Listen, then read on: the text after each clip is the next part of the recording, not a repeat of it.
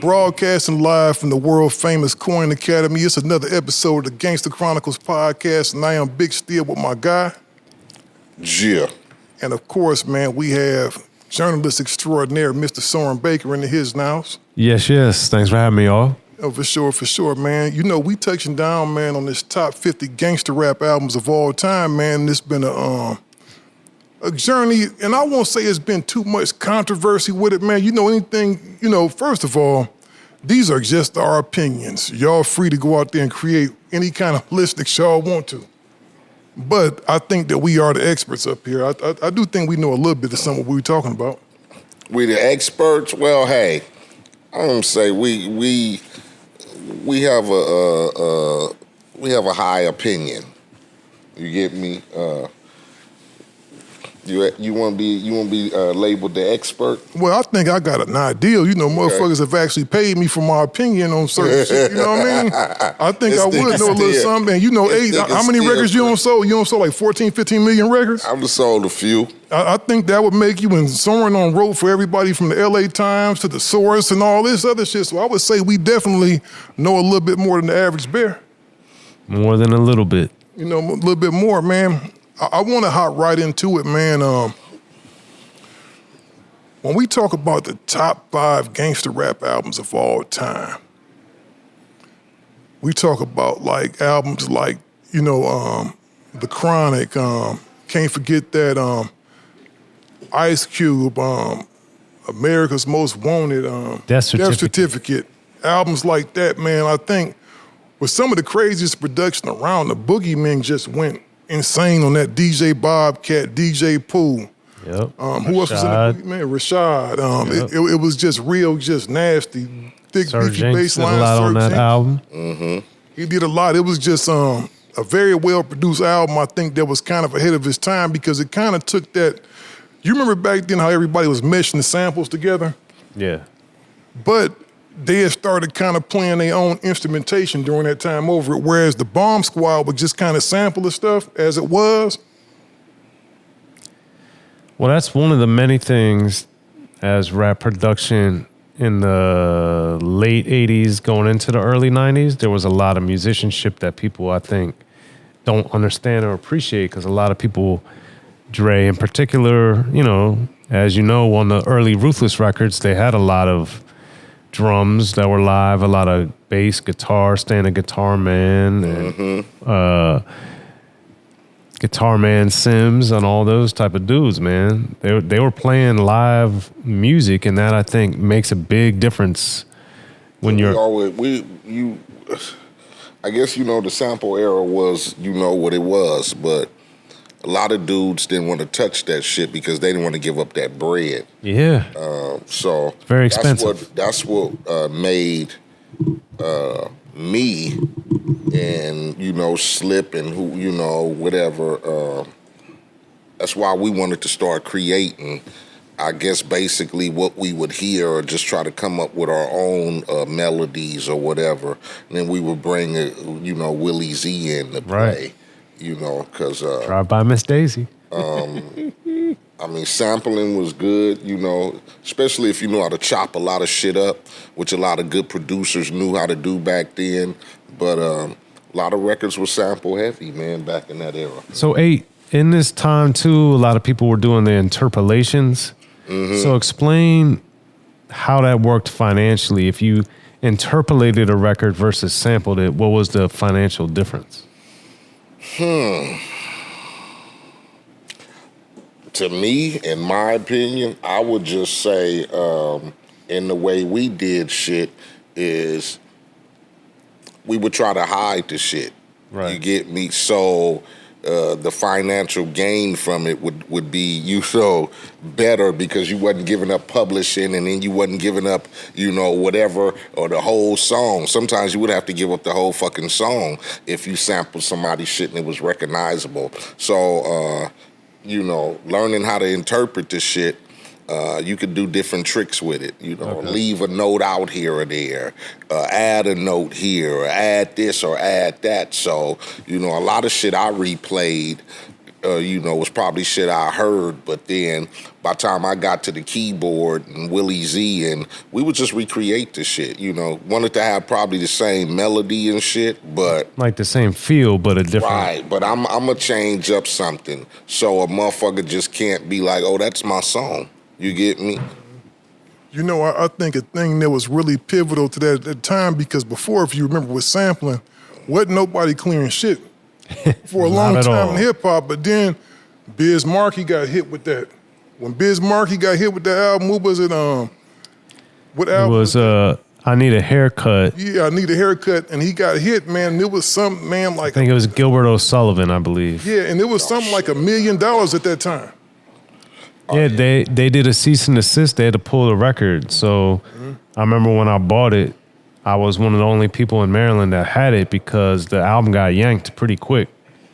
So that basically put a big problem in the Biz Marquis' career, and a lot of other people got De La Soul, Tribe Called Quest. I read multiple times over the years that Can I Kick It? They don't get any money off that because they didn't clear any of the samples. And Lou Reed, I guess it's the Walk on the Wild Side, I believe, but he basically owns Can I Kick It? So they don't get any money off that song. The one upside to it though is they get that touring revenue off of that. That's for sure. Because definitely. Tribe has been all around the world, Many times. performing that song, so They even use it at the NFL, man. Shout out to Justin Tucker when the Ravens, when they go to commercial break, they play Can I Kick It a lot of times going in commercial. I've seen it at least 3 or 4 times over the last 2 or 3 years. But that's the downside to it as artists get older, that tipping them not getting none of that money. The Lou Reed's family is getting that money. And in some cases, you only taking a little tiny smidgen of a sample, and it's like, Shit, it don't I matter. want the whole record. Yeah. And Steely Dan was the same thing for me, myself, and I. I don't remember reading the financial breakdown of that, but that's really what hurt a lot of De La Soul's early momentum because of that. But yeah, man. And when you... What's that? Peter Guns. Yeah, they sampled Steely Dan, and they did the same thing. Record. That is one of the reasons why we tried to stay away from just outright sampling shit, because you could probably get the label to pay for it, which is going to come out of your budget in the long run. I was going to say, it's your budget, your money. But knowing that you would get no publishing, you probably have to pay some upfront money. I mean, because we were a part of that. I mean, we sampled. I sampled some Barry White. We sampled some Isaac Hayes. I was gonna say you had a lot of big artists. They paid like a motherfucker. But I think what was good about our shit at the time was it was away from what everybody else was typically using at the time. Yeah. So we kind of got like that. Oh, okay, you want to use our shit? Okay, no problem. Oh, because a lot of people wasn't using, Barry White and other shits we was coming from. That was records I used to listen to growing up. Yeah, and Barry is pretty fair with clearing his samples. Yeah, so Barry didn't go crazy. I used, I think, a Barry White on fucking the Music to Drive By album, or Straight Checking them, one of them. And then we used the Walk On By Isaac Hayes on Nigga Struggling and shit, So, I mean, that's what you did. I mean, back then, You found a funky motherfucking record and you go ahead and try to chop it up. But, the consequences of it. So it all depends on how much you desperately feel like that song is worth giving up, you know what I'm saying, all your publishing and giving up a couple of dollars up front and maybe all on the back end, who knows, but. Well, I also know, too, some artists had it that if a producer was going to sample, the producer was responsible for they started doing that. Well, if you produce the record, it's going to come out of your end and your publishing and whatever. So that wouldn't affect like me as a writer or the artist because I'm not the one who produced the beat. So why should I get my cut taken out of or money drawn from me? You got to pay for that, Right. especially if you're using an outside producer outside of the camp. You know what I'm saying? Yeah, well, you know what? I remember when I was working for Minder Music, we were actually involved in suing Dr. Dre for the Let's Get High record because he had used the bass line from the Fatback Band. The dun dun dun dun dun. And what was crazy about it is John Fogerty, that was the guy that owned Minder Music. Shout out to Big John out of the UK. But he contacted Dre numerous times. He wanted to clear the record. Oh, wow. Like, we wanted to clear the record. He just wouldn't respond. When we went to court with Dre, you know what Dre did? Dre came in, went to sleep, and walked out and left like he didn't give a fuck. Yeah. He didn't give a fuck, walked out and left. What y'all want, nigga? What y'all want, man? And I think that sample wound up costing him $1.2 million. Man, they get a nigga that shit, man. Get up out of $1.2 here. million, and they own like the publishing for the song. But they wanted to share it with him. They were willing to do that, but he just wouldn't get back to him. Yeah, because at that time, you know, I was like, nigga, please, nigga, I'm making y'all hot as fuck again. Right. Feel me? That was probably my nigga Dre's motherfucking mind state. Like, nigga, ain't nobody in 93 bumping Fatback Band. You feel me?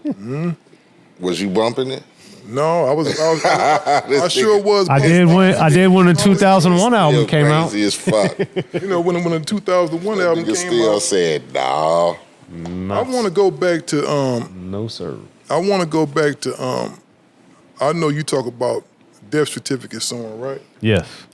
I want to go for that. That's my number one. In your mind, what makes that the number one gangster rap album of all time? I think because it really examines so many angles of what was going on in society at the time, and Cube had so many brilliant stories that, you know, from the beginning of the album to the end of the album, it really examined, you know, Alive on Arrival was going after the healthcare system. You had Us, which was looking in the mirror at the self-created problems. You had Colorblind dealing with the problems of gangbanging. You had Steady Mob, which was just a day in the hood. You had My Summer Vacation, which I think is one of the best songs ever made about the migration of gangs and drugs. You had, I mean, it was just back to back Want to Kill Sam, talking about the government. It was Horny Little Devil. Yeah, all kinds of shit. My Summer Vacation. Yeah. No, which really examined the migration of the West Coast, you know, the West Coast gangsters into the Midwest, into the Midwest, and it actually spawned me being originally from the Midwest. As I remember, Crips and Bloods coming to Ohio, and it wasn't no hostile takeover stuff. Like, it was just they had the best prices. They had prices cats couldn't believe, and so cats they came up there with the work. So you had cats, you saw local gangs like the Brick City Outlaws and the Dynamite Devils that had been around since the 60s started kind of making the transition and turning to blood gangs, turning into Crip gangs just because they met somebody that was cool from California. And a lot of those cats that set up shop in the Midwest are still there to this day. They wound up having families, wound up just never going back. Yeah. If they didn't go to the feds. Yeah, that was the intention, shit. Get up out of Cali, go somewhere, set up. Once you plant the roots, you like, fuck it. Nigga, this is home. Yeah, because they had, you know, Cube does a great job on My Summer Vacation of really breaking down that reality and how the gang culture spread in a different way.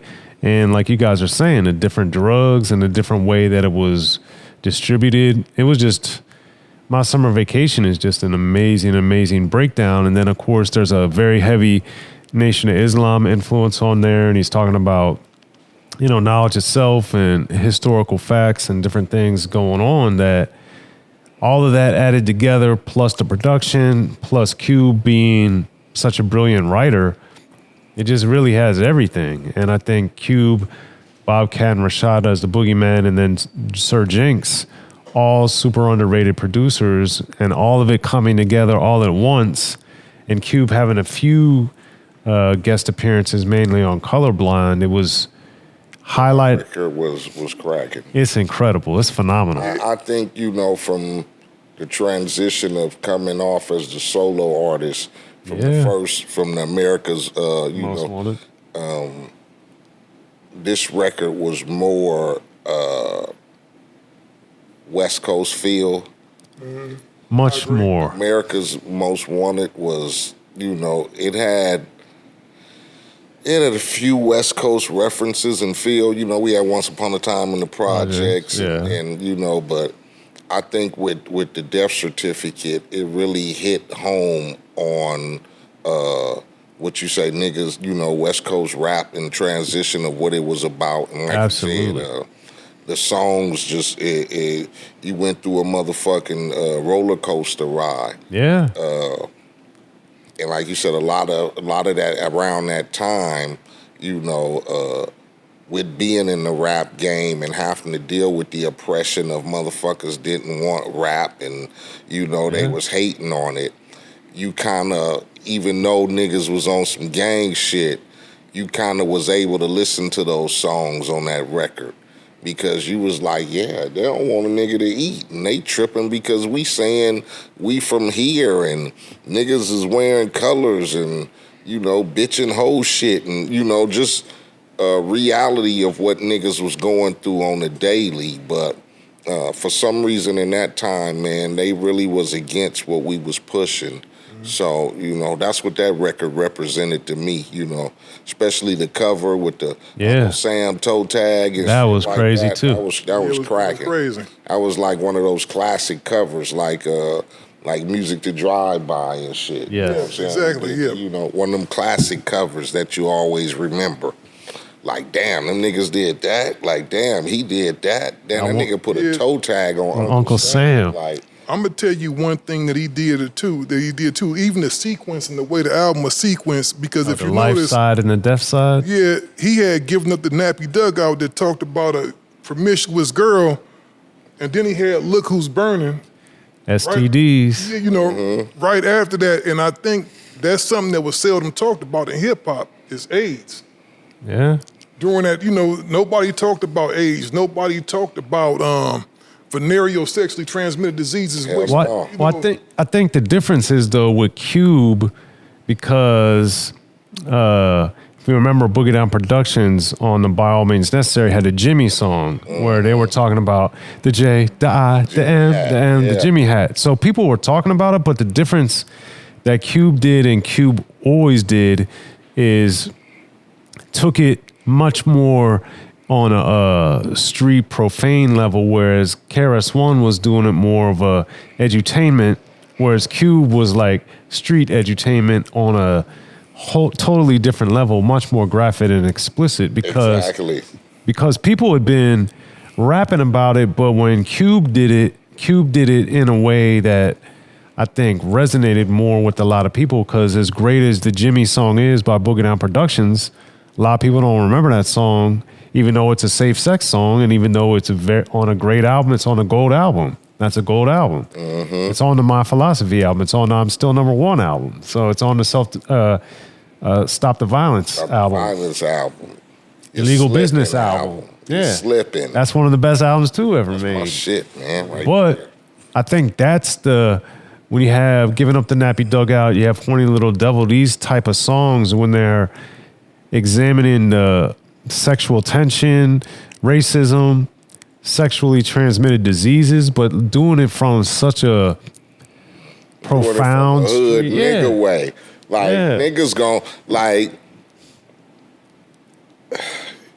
you speaking on topics that usually motherfuckers would be like, man, what the fuck you talking about? Mm-hmm. But you putting it in a way to where niggas go, hell yeah. Exactly. I knew a nigga got burnt, and I knew a bitch who was giving What's the matter, you burning? Yeah, nigga. So he put in conscious shit in a way that the average motherfucker could relate to it. Exactly. And you had to simplify shit sometime for motherfuckers. Exactly. You know what I'm saying? Did you know anybody during that time period that caught AIDS or anything?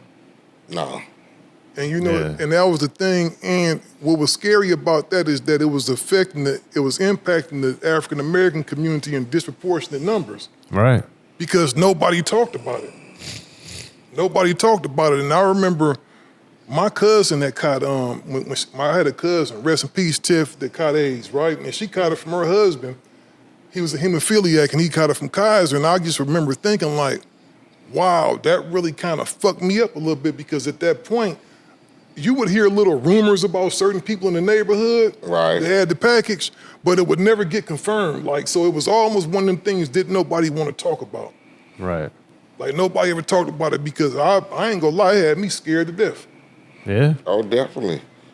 It scared you away from some ass. Hell yeah, it made me definitely go put a motherfucker. Everyone say it definitely scared you away from some asses. It did. Like, nigga, Gotta think twice. I think I'm gonna pass on that one right there. It's a little funky today. I think I'm gonna pass on it. For sure, you definitely became more. You definitely You had to thought be a more little bit mindful. what you did Yeah, before exactly. that, you know? You had to be. You say you had to be more smellful. You know what I'm saying? Shit. You had to be able to sniff out that shit. Yeah, for sure. And I think it was a phenomenal album, man. But I want to go, Soren, name your list. Name those 5 off again. So Cube is number 1, and then my other 5. Now, this is Soren's number 1. This is Soren. Yeah, that's my number 1, Death Certificate. And the other ones in the top 5, I would say, is The Brothers for Life, N.W.A, The Chronic, Dr. Dre, Straight Outta Compton, N.W.A, and Eazy-E, Eazy Does It. My nigga Soren said the Brothers for Life. Hey, man, Soren some, being politically correct. He's slick with that. some people, I'm saying for him, it's niggas for life. You feel me? Thank you, Aid. Thank You you. all good, man. I want to talk about niggas for life for a minute, man, because That's Dre's best produced I album, think Dre was making that transition.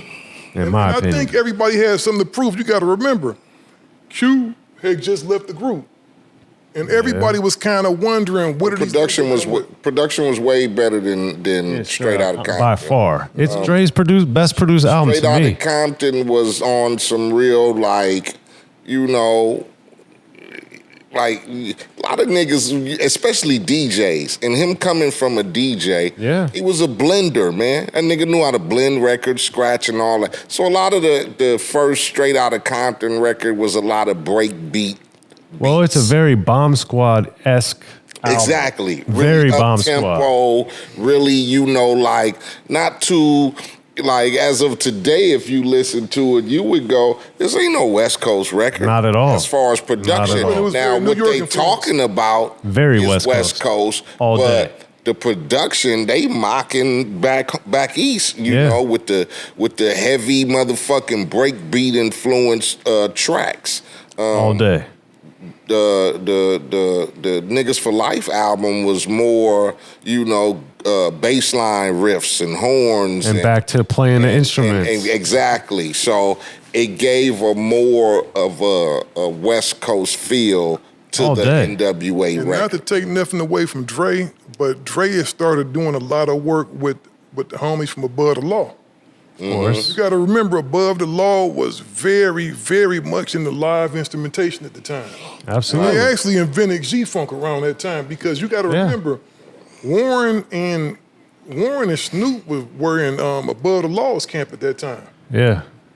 They kind of honed their skills over there, you know what I mean, before they got over to, before Snoop started messing with Dre. Well, you know, I talk about this in my book, The History of Gangster Rap, but if you really look at it, the Vocally Pimpin' EP that Above the Law put out in 91, and then Black Mafia Life, which came out in 92. I don't know how I got it in 92 in Maryland, but I did. I had it before the Chronic somehow, and I got it from a record store, so maybe it had shipped accidentally or something. Right. We had a lot of that back then. But by the time the Chronic came out, I had heard a lot of the samples that they used on Vocally Pimpin' and Black Mafia Life were used on the Chronic in the exact same way.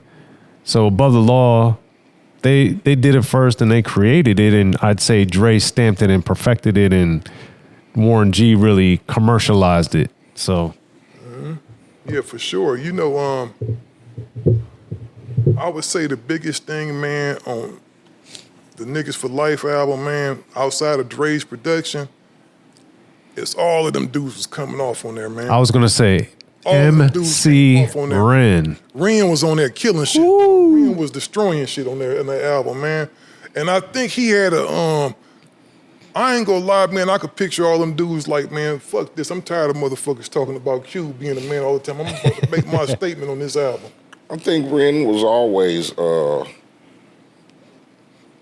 He was always gifted he was when it always came there. to the penmanship.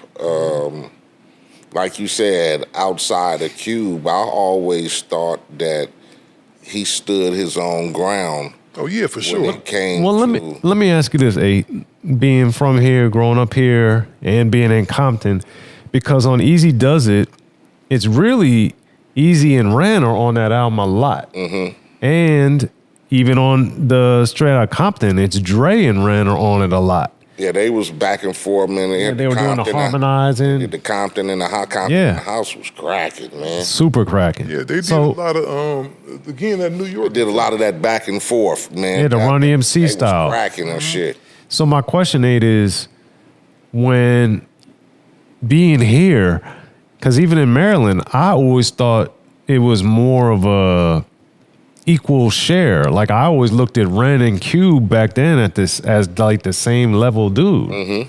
So was that the vibe out here that you guys were getting? For me, I always put Ren in the, like, there was no first and second to me Right. back then when they was getting off. Dre was who he was. I never looked at, Dre as, because he was the producer doing the beats and all that. We all knew Eazy was a hood nigga, so we knew he wasn't writing his raps and shit, Right. but his delivery and his voice. So cold. But when it came to, Ren and Cube, I never looked at like, oh, Cube is here and Ren is. I always was like, oh, both of them niggas is fire. Yeah, Because they were. on Ren's solo record, when he would do those solo songs, If it ain't on rough, it the ain't me. Man, that nigga was Killing it. So Killing it. that was they was just both prolific to me at the time. I Niggas actually was- thought Ren had a little bit more style than a Cube lot at the of time. people, probably had Ren as the favorite also because He was mine. That's Ren- for sure. Ren was hard. he was just a hard nigga, man. You Yeah. get me? And that's how we respected them nigga. He was from the hood, you know what I'm saying? And just to be putting out records and shit, yeah, Ren was like king to niggas, man. It wasn't no separation to us, like, Cube and then Ren. It was never, especially when they was together. Right. Ren could hold his own with any motherfucker. Hey, I'm gonna tell y'all now. Bobcat got an album on Ren. It never came out. Had the craziest beats I ever heard in there. They got a song with Cube, Ren, and Dre that never came out that Bobcat produced. Wow. Craziest motherfucking beat I ever heard, and all of them is on there coming off. Well, I say though, And it just never came out, dog. They got some shit in the cut. I'm sure. because Bobcat worked with Ren on Kiss My Black Ass and on Shock of the Hour, and he destroyed it. But they always seem to work well together. So I'd love to hear that one day. Still, we gotta talk to Bobcat. Man, I know you watched the show, Bob. Please, Can't get you to Bobcat. come up here, man. Bob, we got to put them records out. He's supposed to be putting a lot of that stuff out this year. Well, maybe Here's some shit, Bobcat. Yeah, maybe Send we it to can- me on the secret. Yeah. I won't let Steel play none of it. Just send it to me on the secret. yes, Aid'll just play it for us so we can hear it at least. Hell yeah. I know it's some, Soren, you didn't have it in your top 5 lists, but I'm going to bring it up right now. It's Doggy Style. That's probably number 6 or 7. I don't know if Doggy Style, I think Doggy Style might be a number 1, dog. And I'm going to tell you why. And it's conflicting to me. I almost wonder if we can have a tie in this. And I think that's what we go probably do. We go probably all make our own list and let the fans vote on it. Okay. I think we probably should make our own top 50. And, we drop those sometime this week online on the internet. So if you go to the Gangster Chronicles podcast, hit the Gangster Chronicles podcast Instagram up, you'll be able to go in there and see all 3 of our top 50, and we gonna have the fans actually vote on which one they dig the most. I think that's the only fair thing. Is we close on a lot of things, but I just think, see, Doggy Style wasn't just the introduction to Snoop Dogg, which is the biggest brand in hip hop, probably the most famous motherfucker ever, the most famous motherfucking rapper ever, probably.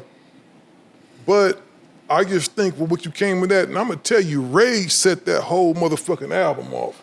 Rage is probably one of the most vicious, just called female MCs, one of the most vicious MCs of all time. What you think, A?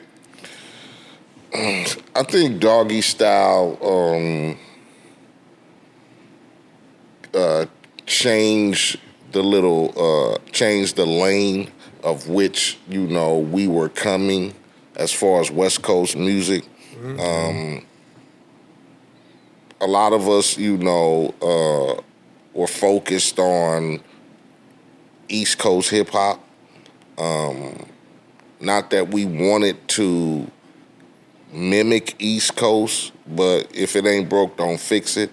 A lot of our beats, like I said, break beats and a lot of heavy, you know, whatever, chopping up samples and up tempo, and you know, I think when it came to Doggy Style, it just put us in a different element as far as West Coast concerned. The production, you know, what niggas was, you know, niggas rapping about getting high, and just, it was on a different element. It was exchanged to the guard, kind of like it was exchanged to me, and that's why I say that album itself, not just for Snoop Dogg's appearances on there, but just for everybody, from the way the Dog Pound came in from. But I think too, the main key to me that the Chronic and Doggy Style did that really changed it is on a commercial pop level. Definitely. They made the music slower, and it also made it feel more inviting. If you listen to Fuck the Police, that's an angry record. Gangsta Gangster is an angry record. Definitely. Whereas Gin and Juice, that sounds fun. It's an angry record. Like, niggas was mad. They were mad. Niggas was mad then because of what was going on. One Time Gaffed 'Em Up is not a happy record. No, we had angry records because at the time we wanted people to respect what we were doing in hip hop, but then we also wanted motherfuckers to know fuck what's going on over here. Yeah. I think Dog came in with the aspect of like, okay, you niggas know we banging. So now I'm gonna take it to a different aspect. Yeah. I'm gonna take it to where when we ain't shooting and killing each other, woom-de-woom, now I'm finna tell y'all what we do just on a good day. Yeah, we smoke weed, we smoke weed, and we gin and juicing, nigga. It wasn't all just like, put it like, it wasn't. It was fun. It wasn't all murder was the case. You get me? And two, this something that in retrospect, I noticed this when it happened, but I didn't understand it at the time, which is with Doggy Style in '93 and being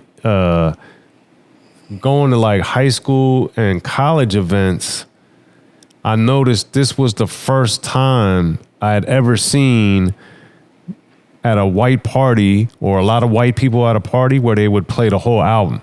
I'd never seen that with an N.W.A. or Compton's Most, with nobody, not a Public Enemy, not named the most popular rappers ever.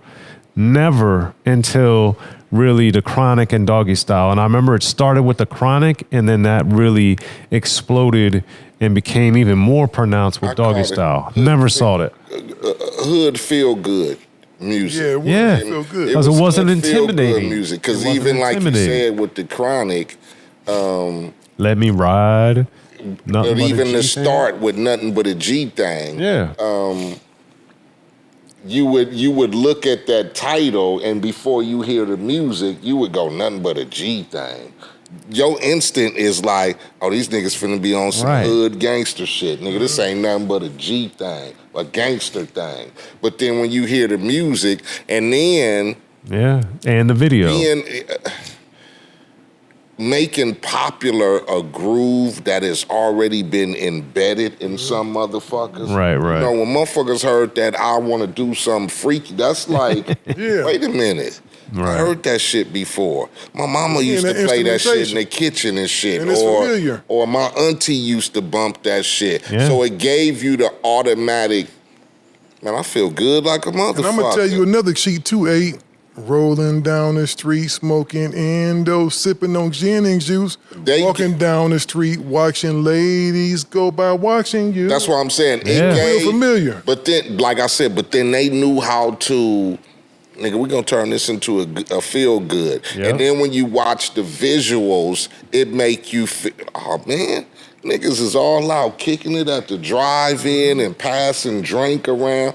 It's like you said, it made a motherfucker put on the record and go, oh, I could listen to this. It sounded like they was having a party, dog. It was It one sounded big-ass like party. they had a party. And then Doggy Dog World continued that too. Let me, like you said, let me ride. Who gon' let me? Yeah. How can you even? It don't matter what the color is. Right. Even if you are, like you said, all Caucasian white party with a gang of college kids getting drunk and motherfuckers bumping. Let me. I'd ride. never You seen that can't- before. How can that be deniable? You know what I'm saying? I'ma tell you. It's undeniable for you to sit up and be like, I don't want to hear And that. I was at college at Xavier in I Cincinnati. don't want to hear that.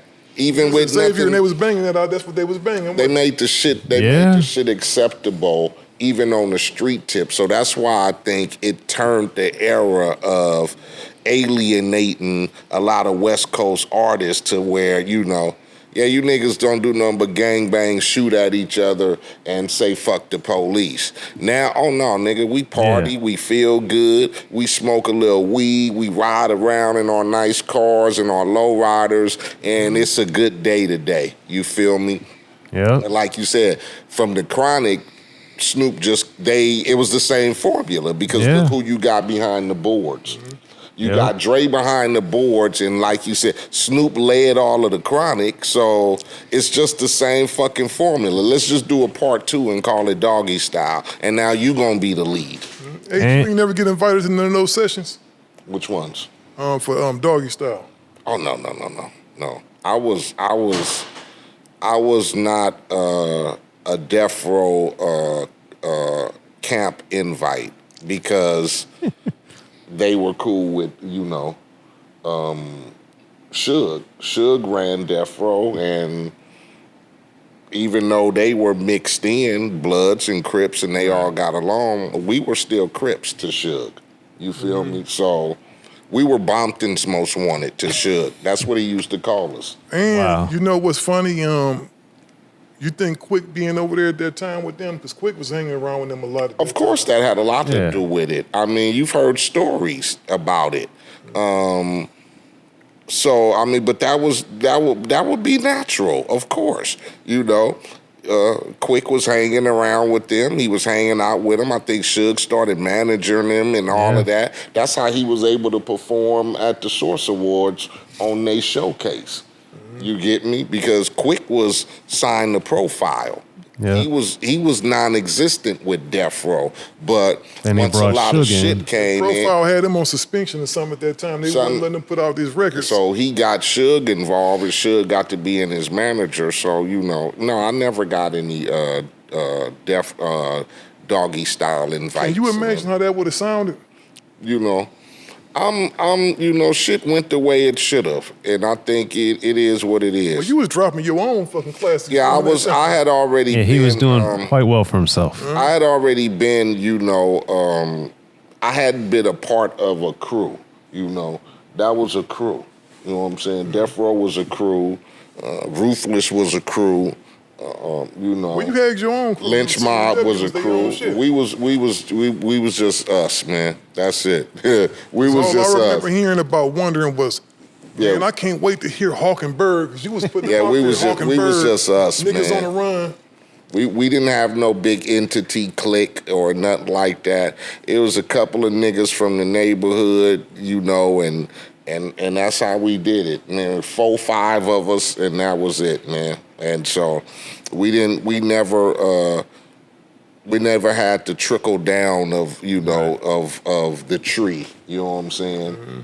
From N.W.A. 10 different groups coming up to Dre, and then the tree. We didn't have that. You would think you being from Compton, man, Dre ain't never reached out or nothing.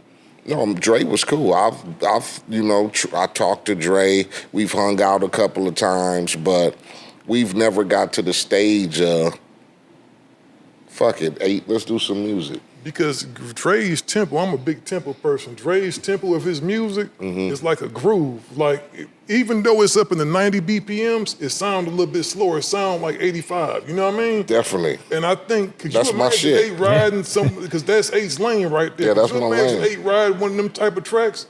That would be perfect, actually. That would have been fucking bananas. I know you mentioned Eazy Does It, right? Yes. In the mix of all this. Now, I definitely, for what Eazy-E represents to gangster rap, I definitely say you almost have to put him in that top 5. Mm-hmm. I don't know if sonically it matches up with those other. I don't know, man. Easy Does It. That album is... I'm going to tell you my favorite song up there. This is a stick up. Nobody move, nobody care. This is the stick Nobody up. Everybody move. Get face down. Nobody Move? Nobody Track move. number I 2. thought that was fucking crazy. Dude, that's another one with MC Ren. Mine's is still talking shit. Yeah, still Yeah, talking shit was And that all. the was first shit track. right there. That was a crazy way. And being in Maryland, I was like, Compton, I thought they were from LA. They said Compton, Michigan. I was like, what are they doing? Like, who are these dudes? But that whole album, the thing I like about it, That motherfucker was cracking. it's, first of all, it's incredible, but you got MC Ren is on it a lot. Eazy's on it a lot. But then Eazy's character, he's got the humor, he's got the voice, he's got, they got Miss Chalet, the girls talking like on radio and on We Want Easy. They got all the stuff coming back and forth. Easier said than done. Easier said than done has one of my favorite my little sections of a rap ever. When he said, yo, I don't do dope, but I'm dope, not a dope, but I'm doper than anybody who tries to cope. And You could tell Ren was writing that shit. dude, they told me Dre wrote that. Dre wrote it? That's what I was told by people there. Man, I'm going to tell you something. What's the Dre one with, ain't no slouch from the microphone. What's the one with they act like he doing the interview? No more And questions. that motherfucker was cracking. Dude, he's breaking down a robbery. Come on, man. Hey, you know. Fucking out. And- hard, nigga. And the song structure is so different. Like on No More Questions, he's doing the interview, and then he goes off and describes what the lady's asking him. He goes and talks about like, "Oh, I'm doing a robbery. Right. Oh, All the lights that's were out. Stepped Yeah, in the that- that nigga was. That shit was cracking. Especially the way the breakdown and the beat switch. dude." And then It drop out in there. For some people Yeah. to leave, I got another trick Pick up my sleeve. Step with pep to the back of the the house again. is in. All the lights is out. That shit was hard as a motherfucker. And- They come in with the boom, boom. That's what I'm saying. Like that album, Boys in the Hood, is on there too, of course, the remix. But that album, I think it just showed it was super street, super gangster, super hard. But Eazy had such character and the humor, which I think anytime you're able to add some I humor, think the pussy put it in Yeah. the freezer, so I can always have have an on-hold skeezer. Come on, man. I was like, what? I was like, who is this? Crazy. He was motherfucking playing with him. Yeah. And with the Yellow Man sample with the Nobody Move, Nobody Hurt. It was just, it brought in so much stuff He said, coming right after. Put down, eyes wide, said, here's what I'm going to Put inside. Grab it like a rabbit. That's what. Dude, You know what, though? It was a lot of It's white too folks much. playing that album, too, man. Man, that album was, It was. the shit, man. It was the and shit. and until the controversy with Fuck the Police, that album was actually, it went gold before Straight Outta Compton. It came out before Straight Outta Compton, and it was platinum before Straight Outta Compton. It was a very big album. I think just the Well, it controversy. kind of set everything up. Absolutely. JJ Fed set it up, then Eazy-E set it up, and N.W.A took it out the park. That nigga was clever as a motherfucker. Dude. Like, I'm going to be in the group, and then I'm And- gonna do my own solo. Fuck it. Let's get all this motherfucker. And the cold thing Let's about get it, I all don't this know if he necessarily motherfucker. want- he Let's didn't get want all to be this in the group, did he? motherfucking bread right quick. And let's not also forget that obviously, I understood this better later, of course, but to especially people like us in Maryland or people just around, Eazy-E he had the uniform. He was what the gangster rapper was. He was the gangster he dude. wore that shit to the T. He did. The hat on, the white tee with the Lokes. gloves, nigga with the lokes, nigga, the 501s, nigga. Yeah, and the Jerry he was curl, the fro. epitome, Come on. he was the epitome of what white people like. Oh, Yeah. that's the gangster. That is the guy. That's the gangster. That's right the there. guy. And Absolutely. you know how cats back in the day and still this day, you would see a G cat, it'd be 90 degrees outside. They got a big ass jacket on, they got some gloves, Yep. they got a beanie on and some lokes. Still. And it'd be 90 degrees outside. And so for yeah. Motherfuckers gotta recognize that we've had a lot of MCs and groups and crews and artists come out of the West Coast, and you know, niggas are on all kind of shit right now. You can represent your hood. Yeah. Fucking, you can be.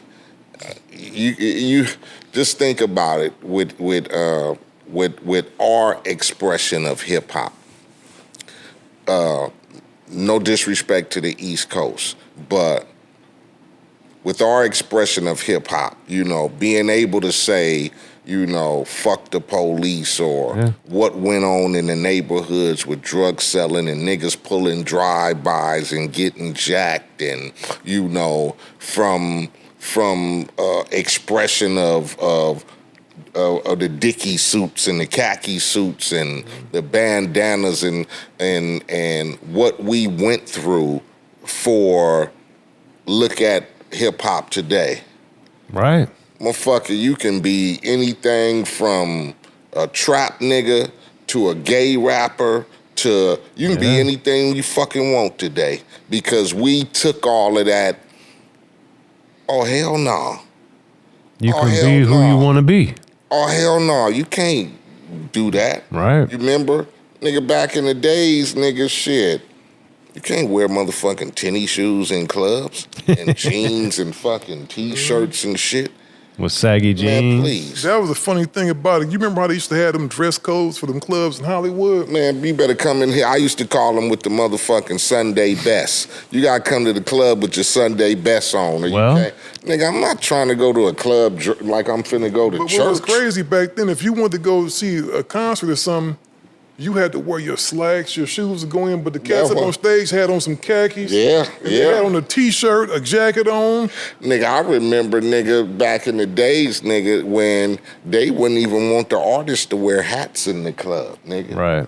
We used to get ready to go perform at little clubs, nigga, try to walk in, nigga, and they used to be like, oh no, you gotta go leave your hat in the car. Yeah. I used to be like, huh? Well, in Maryland, To go out of town, the little small towns, and the motherfuckers used to be like, yeah, you gotta leave your hat in the car. because people, Like, what? did they do that out here? But in Maryland, They did it like when I went on the road. No, but I'm saying because they would put razors in them. Nigga, when I would go on the road, you go to the little clubs, you know, promo tour, little small clubs. Nigga, you walk up, nigga, with your motherfucking big jacket on, nigga, or your Pendleton, nigga, and we got a motherfucking LA hat on or a C on the cap or whatever. The motherfucking security be like, oh Back no, to the you car. can't. You gotta go leave that in the car. It seemed I like be like, security nigga, you act guards like this always doing the motherfucker most. a pistol or something. Or a bomb up there. I'm about to shoot a nigga with my cap and shit when I get inside. Niggas go provoke a nigga like a motherfucker. But we had to go through that. You get me?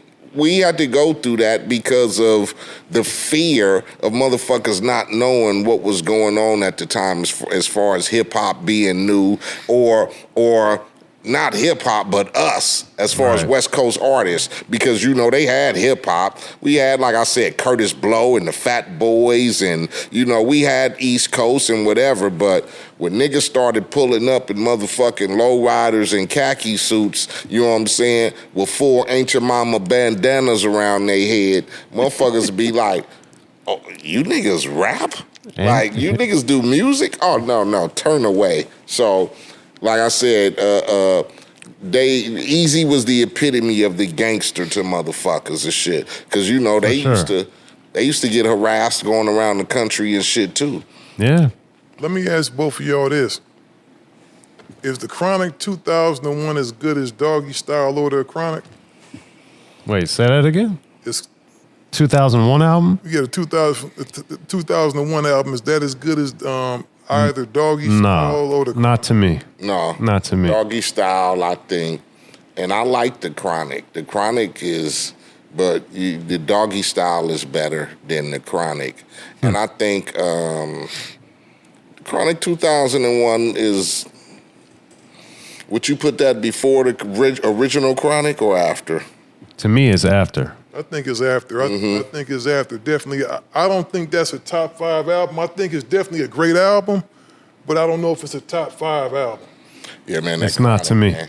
These nuts. Yeah, the Chronic just spawned so much stuff. Man. And, so, yeah, definitely. you know, shout out to the homie Warren G. He don't get enough credit as far as his input in that, because a lot of those records, I used to see, you remember it was a record store in North Long Beach called the Velvet Underground?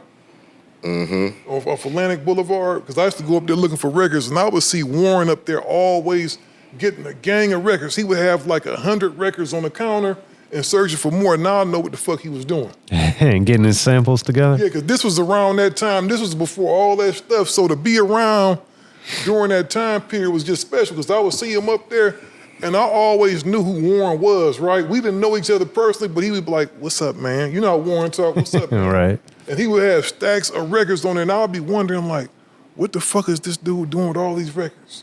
And he brought a lot of those records to Dre, and a lot of those records on the Chronic were records that he was working on.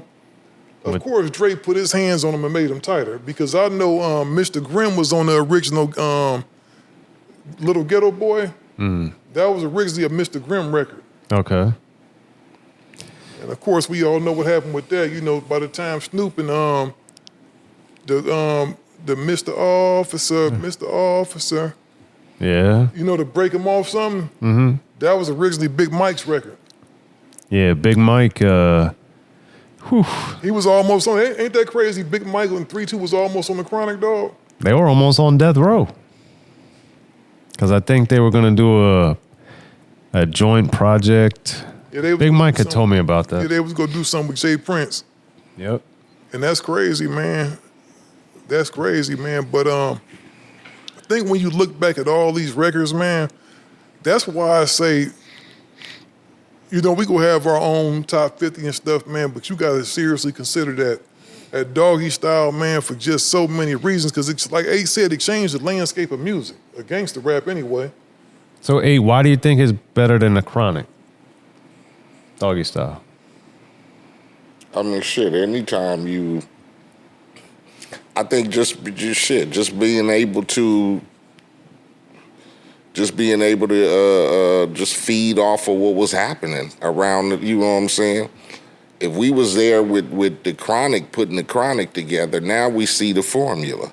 So now everything is going to be a step up. I just think, you know, with Dre having to, you know, with the success of the Chronic, and seeing the success that Snoop was having for being on the Chronic, now we can go in and really flip this, and I think that's what happened. You know, anytime you get a chance, you get those once in a blue moons. You get me? Right. And when you get the feed off the formula that's already working, I mean, because shit, we was all here around the round table, right? We all in here putting together the Chronic. Rage is here, RBX is here, Daz is here, Corrupts is here, Yeah. you know, Warren is here, whoever, we Nate all Dogg. here. So now when it's time to do Doggy Style, shit, And still, you think it's we better? got too? we got more money. Yeah.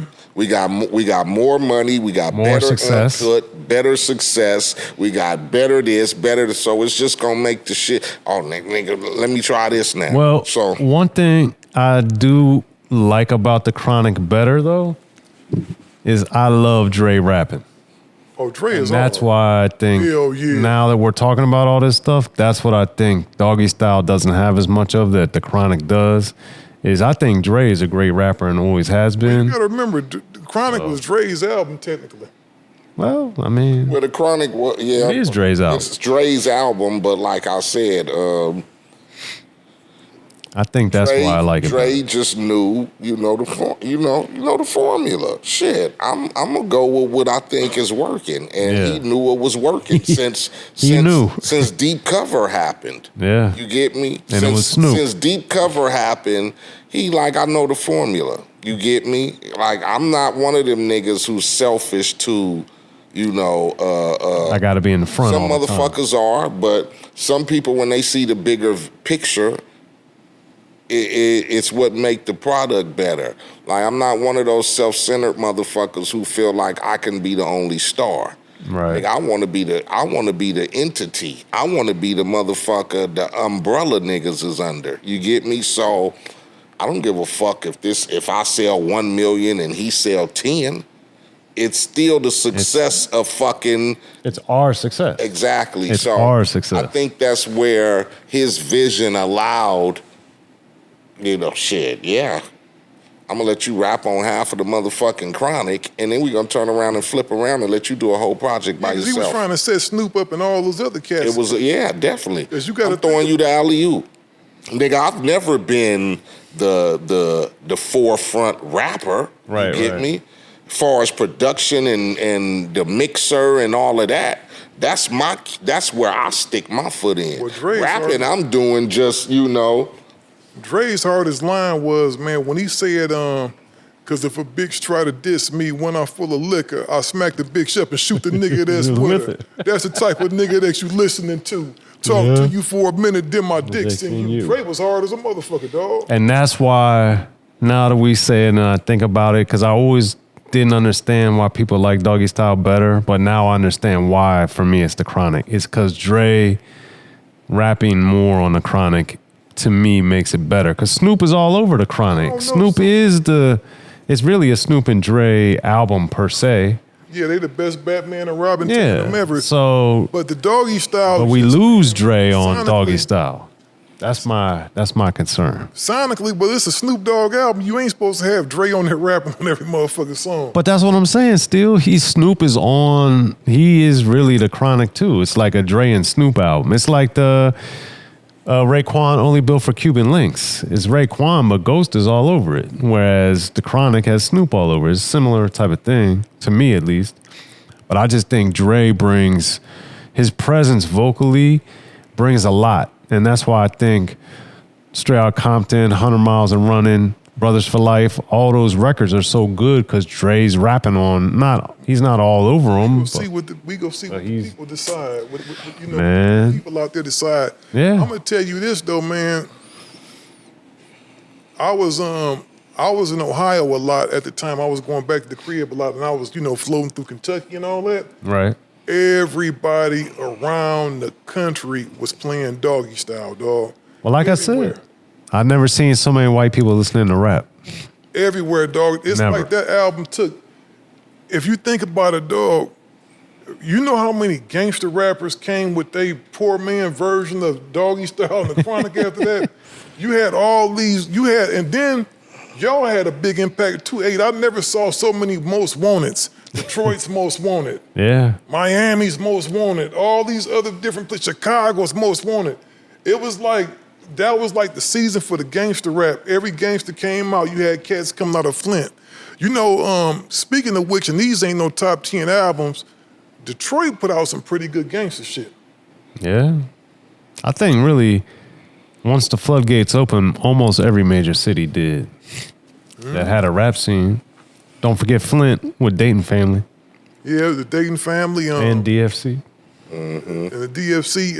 And you know what? And that's why I say, man, gangster rap, you got to remember that we was going into the 90s with hip-hop. I truly believe gangster rap saved hip-hop. I think it needed something cutting edge for mainstream, because if mainstream America wouldn't have caught on to it, it would have been dead. If it would have just stayed a thing that was just in our local hoods that we just consumed, it would have probably never got no bigger than that. But when you had, like, to me, Doggy Style came out, it was almost like, Snoop was almost like the jelly to peanut butter, dog. And it was just the perfect marriage between him and Dre, dog. And the music and the way that album just came off, you got to think about it. The first voice you hear on Doggy Style is Rage. Yeah. And it's a shame she never came out with like her album the way it got done, man. It's like I was really looking forward to hearing Rage, man. Yeah, sure. Me it's too. Unfortunate, shit. That's what happens sometime in the music biz. You get caught up with labels and deals, and you can't do shit about it. I was, Yeah. that's your homegirl, 8. We got to get her up here, man. Yeah, we try to get her up here and see what's cracking. Yeah, what you think had happened with her album? She ain't never tell you about it? I bet you that's just something, because I was really anticipating her because... I just said it. I mean, labels Yeah, fall apart. it was the label. You get caught up in label shit, so there's nothing else to it. You get caught up in when labels get to falling, who's ever the last left around, Because look at it. Think of it in reality. Death Row, as big as it was, put out very few albums. They did not release a lot of records. Yeah, there was a lot of compilations and stuff. They had soundtracks and stuff like that. Yeah. They put out a lot of stuff, man. As far as my number one, though, man, and I think I don't say it numerous times, man, I think it's, and I love Ice Cube's albums, man, but you got to think about at this point, man, Doggy Style is 20-something years, 30 years old now? Came out in 93, so it's 30. When you listen to him now, man, I think you could put Doggy Style out today and it would still jam unchanged. Absolutely. And it was still jam unchanged, man. That was a great piece of work, man, great piece of history. I've been going back and revisiting all these albums, and even just the album covers back then. I was talking to 8 about, like, when Music to Drive By, who thought of that album cover? Because we just had everything was original back then. It was just so dope back then. You know what I mean? Like, when I saw the album cover, I was like, damn, man. Who the fuck thought of that shit right there, man? Just the thing. Even, remember King T's album cover where he's walking down the street with the 12 gauge on the side? That was crazy. And you had the back part to where you didn't know what it was. It's like he was just walking down the street, just looking like a real lope. He had on his khaki suit and his hat. Remember niggas used to dress like that, 8? Yeah. And he had the 12 gauge on the side, like the pistol grip on the side. That was hard, man. That was incredible. We had some really genius stuff, man. So remember, if you're watching this on video, like the channel, share the video and all that good shit. But if you listen to the actual podcast, I want to congratulate my boy MC8 right here. You too, Soren, you've been around for a little bit too now. Man, Charlemagne sent me that message, man, that we, had over 1 million downloads already this year on the podcast, man. So I want to take this time to thank the fans, because without y'all, we not shit. For sure, definitely. You know what I'm Yeah, saying? man, it's a big accomplishment. We go keep rocking and rolling. Charlemagne told me, man, that put us in the top 2% of podcasting, man. That's big, man. So we gonna keep kicking this shit to y'all as long as y'all will have us, man. Remember, subscribe to the podcast, leave a comment, whatever, what you like, what you don't like, and we holler at you. Yeah.